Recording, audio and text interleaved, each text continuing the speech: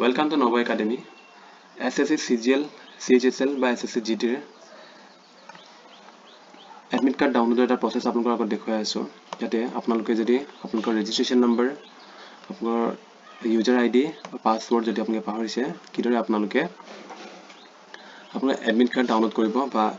admitৰ status চাব ইয়াতে আপোনালোকে চাব পাৰে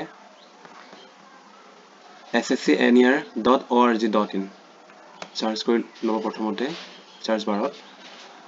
ইয়াতে first option দেখাইছে registration ID date of birth আপোনালোকৰ যেটো registration ID পাহৰিছে বুলি ধৰি লৈছো বা roll number তেন্তে আপোনালোকে লাষ্ট ইয়াতে এটা option পাব candidate name suppose Hari H A R Hari number candidate name আৰু date of birth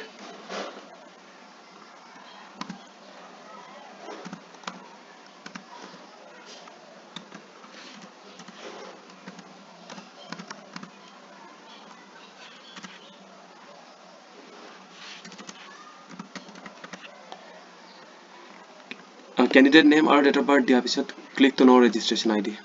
ইয়াতে click কৰিব ইয়াত আপোনালোকে চাব candidate registration ID roll number candidate name gender date of birth examination date গুটেখিনি দি দিছে স্পষ্টকে exam date দিছে 11/9/2024 admit card এতিয়ালৈকে দিয়া হোৱা নাই use registration ID to check status and download e-admit card তো user ID টো লৈ লৈছো বা registration number টো